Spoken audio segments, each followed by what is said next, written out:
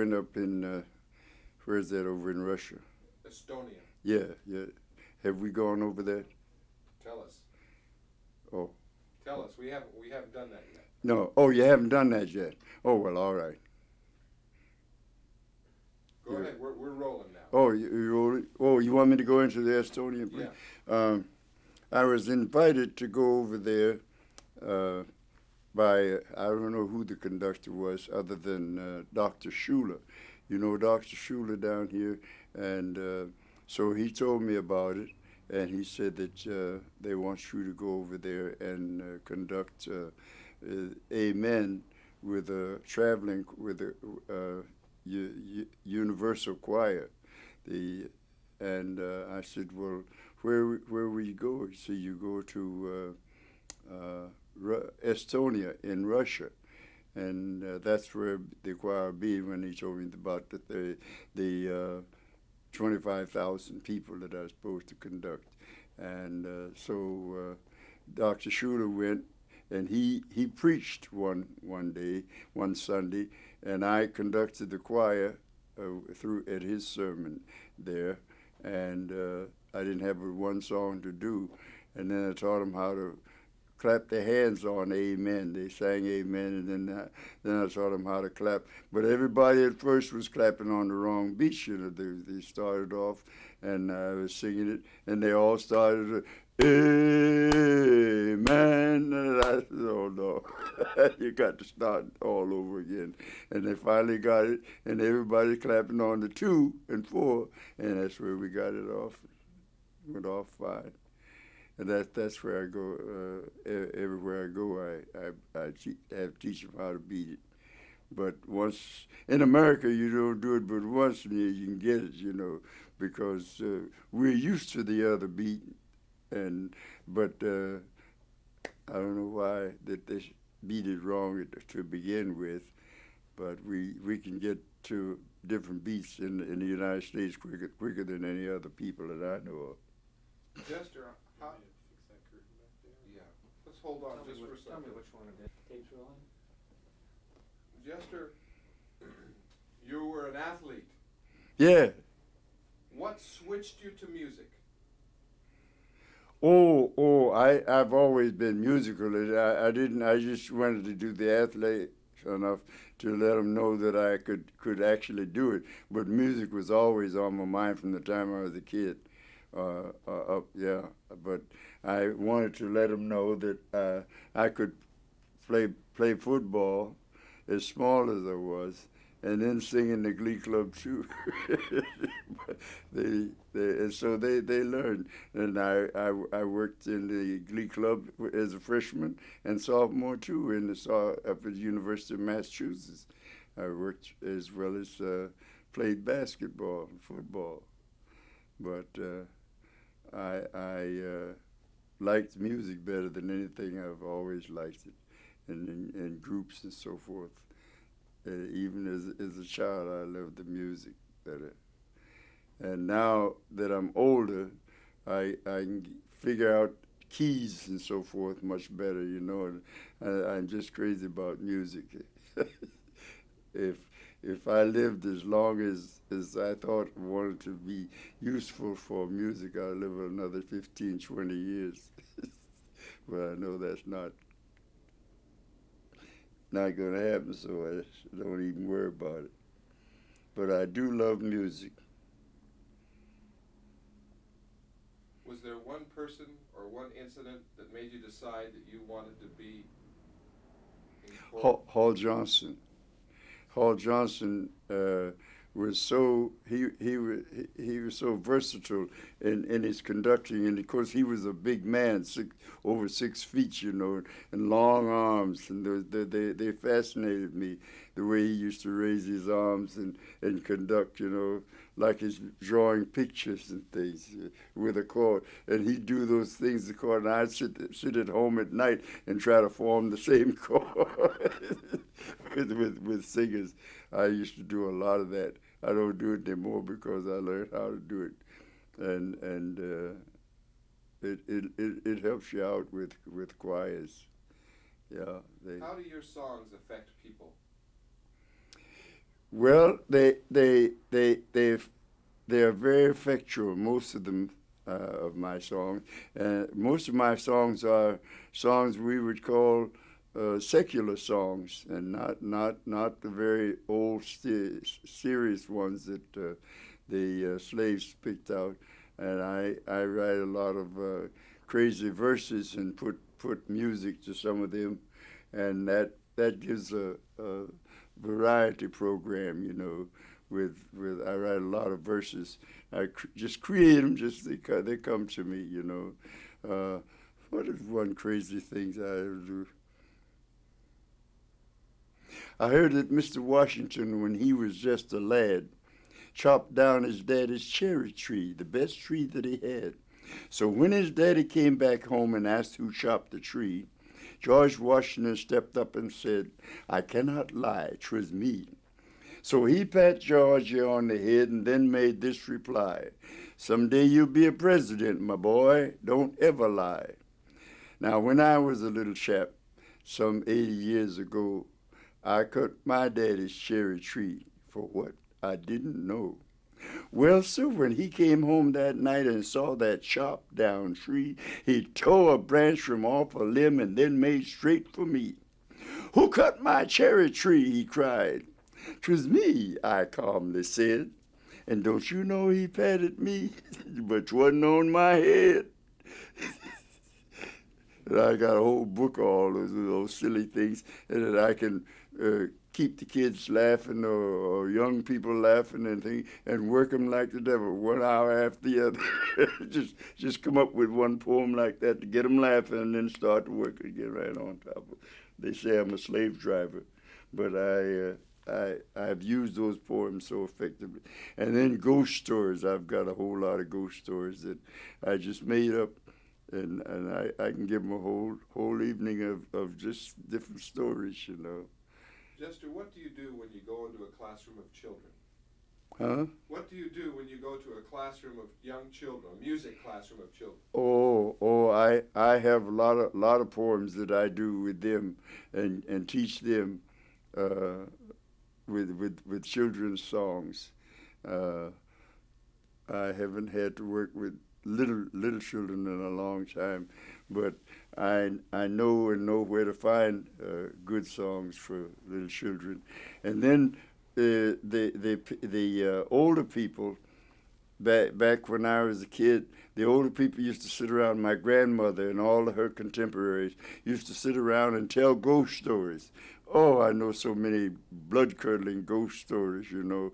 And then my grandmother used to say after telling one of those terrible stories, just to run over to the spring there about a quarter of a mile in the dark on the hillside and get us a bucket of water. Not tonight, Grandma, so I've taken many a beating. Not this evening after stories like that. Oh, they used to tell some real blood-curdling stories. Well, you wrote a song called The Haunted House. That old house is haunted. Yeah. I don't know whether I know that. Yeah, I got the music to that and everything now. I don't know whether I got it. I heard that Mr. Washington, down in the town where I was born, there was a haunted house. And all the folks that passed that way would scoot by like a mouse. Now, Captain John, who owned the house, had died some years before, but neighbors claimed they'd seen him there standing in the door. So every night the strangest sounds would come from out that way. Those hands would carry on all night long till roosters crowed for day. Old Deacon Brown was bold and brave, at least that's what folks all said. He often claimed he'd like to talk and mingle with the dead. So a prize was offered to the man, he might be black or white, who'd stay there in the captain's house so folks could sleep at night. Well, Deacon Brown was bold, we said, and so he promised us that he would stay out there a week and stop them hands or busts. First night all was going swell till long about 1 or 2. Then pretty soon a little cat come trotting into view. "Well, what a pretty little cat," said the deacon sort of slow. But as he looked down at the cat, that thing began to grow, till after a while 'twas 3 feet tall, Deacon wiped his cheek and then looked around to find the door, and the cat began to speak. I wonder where could Martin be? He's late again tonight. If he don't come in pretty soon, there's sure gonna be a fight. Well, that scared Deacon most to death, but he was bold all right, 'cause he sat there and held his ground from then till broad daylight. But next night, honey, things was worse, 'cause 4 cats come this time. The largest one was solid black, the others white as lime. Old Deacon Brown sat there just so, the sweat all running down, too weak to move, 'cause on each side these cats was laying round. And none of y'all seen old Martin yet, announced the cat in black. He told us all to stay right here and wait till he got back. Well, the deacon buttoned up his coat, then reached for his hat, and as he passed out through the door, he spoke back to the cat. Now, I don't know who Martin is, nor how soon he'll be on, but y'all tell Martin when he comes that I've been here, but I'm gone. I have a whole book of all those crazy things, and I can sit down and entertain kids for a whole afternoon. And then I got stories for kids, you know, and all kind of crazy stories. And was that poems that you created? That you Yeah, wrote? I wrote all those crazy things. Reflection when a car goes by. Diffusion across the lower part of the window, or Are we getting ahead of flashes time? on the side of his face. A car goes by. You have that great picture of you playing basketball, Yeah. but I don't have anything about you saying that how much you like to play basketball. So can you talk about a little bit how you got on the team? Oh, gee, I started playing basketball at about 10 years old, yeah, at home. And I made the basketball team in high school right away. You had to keep up your grades, too, in those days, or you couldn't play on the team. And I did. I kept up my grades, but I played on the team, and I was a guard on the basketball team. That shows you how different it is nowadays. But then when I went up to Massachusetts, I got right on the basketball team there and made guard on the basketball team in at the University of Massachusetts. And all the boys, all of us were 18 years old. So they let me play. I was pretty good and a pretty good long shoot. This old boy, of course, I couldn't shoot like he shoots now. What's his name for Chicago Bulls? Jordan.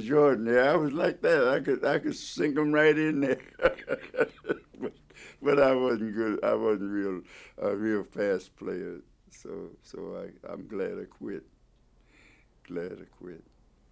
Tell us something about, you talked about Hall Johnson would not want to conduct the films in. Well, how did you do these silent films? Well, Hall Johnson had his. He was a much better musician than I. He was a real conductor, but he had the regular positive beats, you know, and I beat for music, for rhythms, so forth. We a beat was a beat, but he was more strict than I was. Then and he didn't want to do the music of Dmitri Tiomkin, but was so much Russian music, you know. So you had to, oh gee whiz, you almost went crazy doing some of that Russian chords of his, you know. Sforzando subito piano, he said.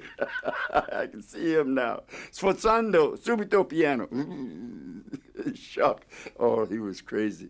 But I got to be him in all these years. Nobody else could please him.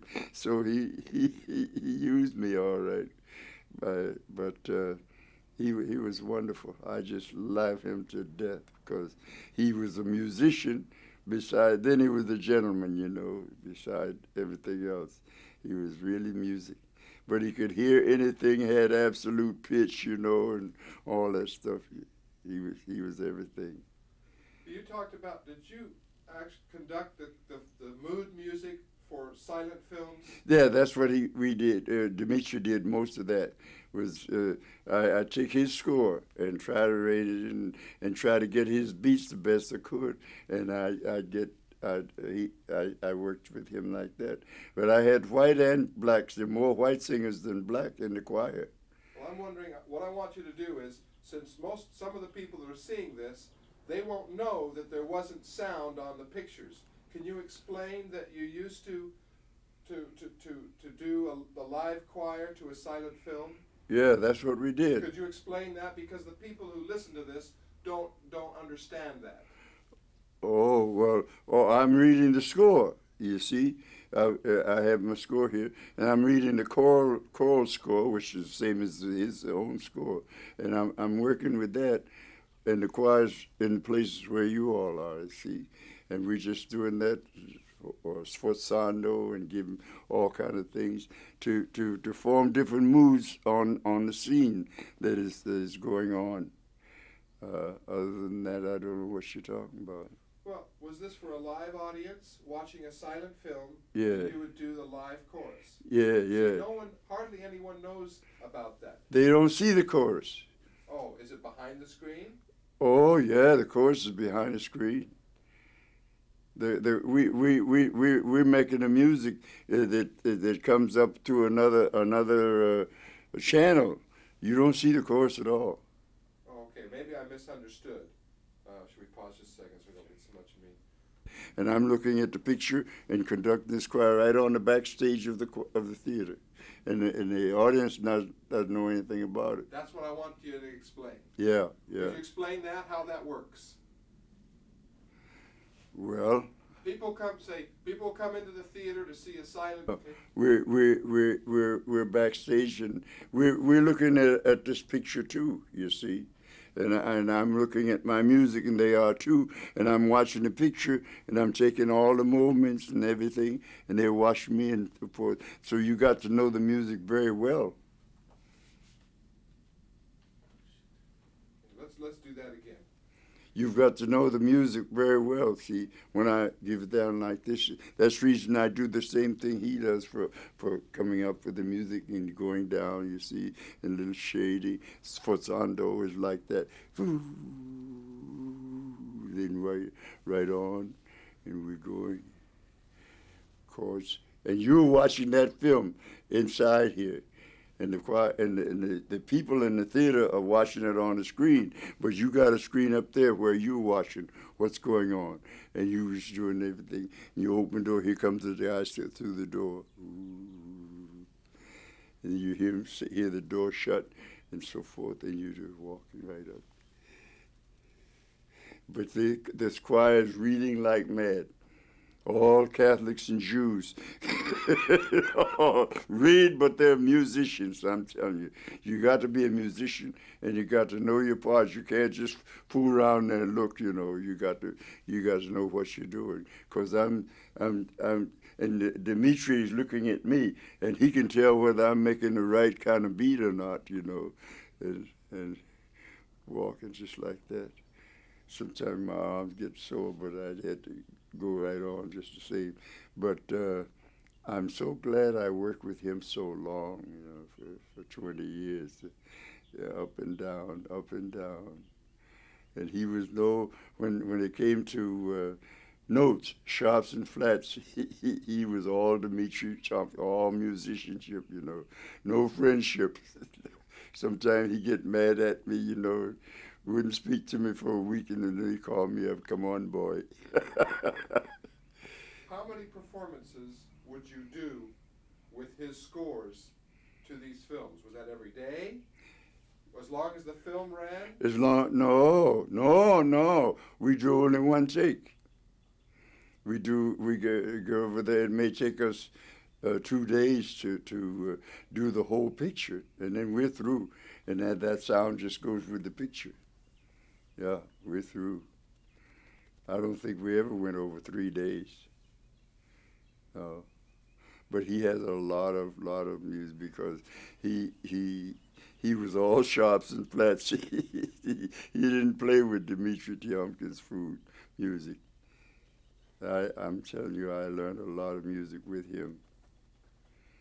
I was told by Ed Peterson that when you go visit a community, that sometimes you go through the phone book to look for Hairstons. Yeah. Did you tell me about that when you go traveling? Yeah, I look to see if there are any Hairstons in town.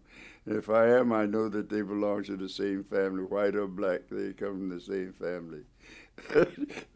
One time at home, a white boy, I don't know whether I told you that or not here in this session, but I can see this boy coming in now, our house, white boy. It's real southern accent. And he, first day he came, I was in the kitchen, dining room somewhere. I heard the doorbell ring, the front doorbell. And I went and I opened the door, and this white fellow was just standing there. And he looked in the house, looked in my house, looked around. After a while, he says, "Are you Jester Hairston?" And I says, "Yes." And he just walked on in and sat down where you sitting. He says, "I'm your cousin Woody, God damn it." I just sound just like somebody from Arkansas. I said, "Well, hi, cousin Woody." He sat down, and Woody went over to the. He didn't live too far from us, but he lived in a different direction. But when he after he came back again, my wife met him, and my whole family, and so we got used to Woody. He stayed about 2 weeks away. Then he came back and bought a pool room over in the Black District. I think I told you about that pool room he bought. Tough guys, all guys get arrested every night or something. And he told him that he was the cousin to the fellow who played the part of the Kingfisher's brother-in-law on Amos and Andy. They all believed it. I didn't know any of them, and was daggone glad and be sure I wouldn't know them, because they were thugs. He lives in the worst part of section of the town. Let me ask you again, but we'll cover it. During those years you've worked in Hollywood. Yeah. What was Hollywood's general treatment of blacks? Well, I guess it was the same treatment.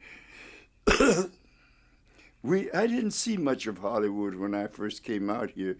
I came out here to do the Green Pastures picture, and we were quite a while on that Green Pastures picture before we got another picture on our own, because we had a contract in New York for the Green Pastures picture, and that ran about 2 months or 3 months or something like that on us. Then we went to another. But the things were, I think Hollywood was more Mississippi than it is now. But it was very, very, very prejudiced in those days. And of course, we didn't know it at all. We just came over here when we came from Hollywood. We came back to Central Avenue. There, I was in the hotel on Central Avenue. We stayed there. We didn't know anything about the living conditions of whites nor blacks in Hollywood or on Central Avenue at that time, because we came out here with a certain number of days. We were supposed to stay here 3 months, I think, or something like that, and do the picture. Then before we went back, we got a chance to do another picture or something, what it was, I can't think. But we did another picture before we actually went back home. What the choir did, I didn't go back at all. I decided to stay here. Yeah. Well, Jester, I think we've about reached. I mean, there's lots of things that, of course, we could ask. I think we're going to wrap up now. I'm so happy with the way the way I've been able to hold up. I didn't think I was going to be able to hold up all day long today, and with the patience of all three of you, bless your heart. And I keep looking over here and seeing two people sitting here. Now, I don't know where the other one is over there besides you, but it seems to me that there's two people. And I said, how could there be four of them? There's only three. But I keep seeing two people here. We took your glasses away. That's what it was. Yeah. But This is room tone, 60 seconds.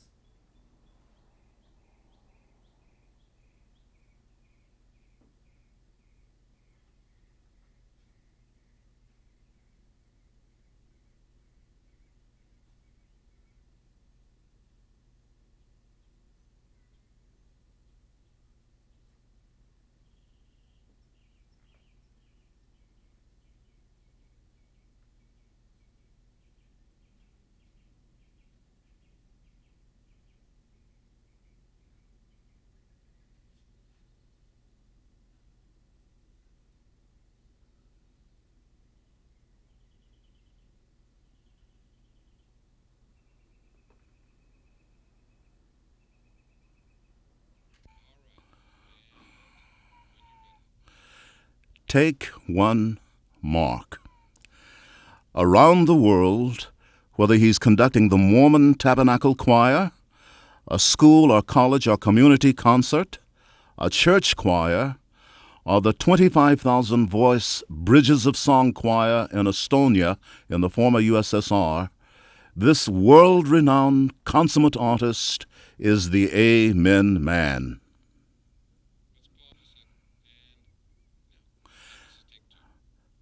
Take two, Mark. Around the world, whether he's conducting the Mormon Tabernacle Choir, a school or college or community concert, a church choir, or the 25,000 voices Bridges of Song Choir in Estonia in the former USSR, this world-renowned consummate artist is the Amen Man.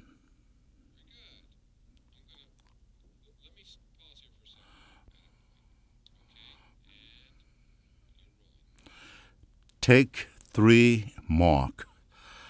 Around the world, whether he's conducting the Mormon Tabernacle Choir, a school or college or community concert, a church choir, or the 25,000-voice Bridges of Song Choir in Estonia in the former USSR, this world-renowned consummate artist is the Amen Man.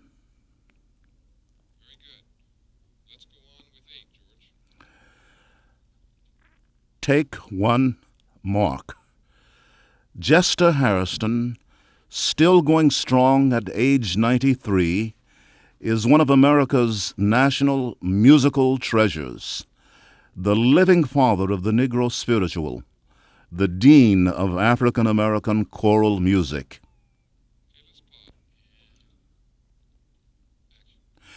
Take two on number 8, Mark.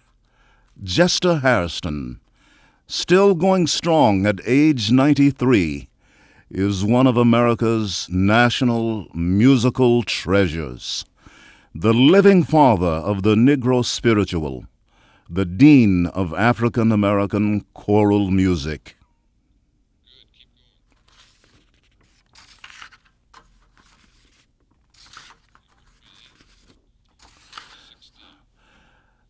Take one on number 16. Mark. Jester, as assistant conductor of the Hall Johnson Choir, made the trek to Hollywood in 1935. Warner Brothers had hired the choir to do the choral backgrounds for the motion picture adaptation of their hit Broadway musical Green Pastures. It was there where Jester got his next big break, working with the famous Russian composer Dmitri Tiomkin as choral arranger and conductor on the Academy Award-winning film Lost Horizons. Take two on number 16, Mark. Jester, as assistant conductor of the Hall Johnson Choir, made the trek to Hollywood in 1935. Warner Brothers had hired the choir to do the choral backgrounds for the motion picture adaptation of their hit Broadway musical Green Pastures. It was there where Jester got his next big break, working with the famous Russian composer Dmitri Tiomkin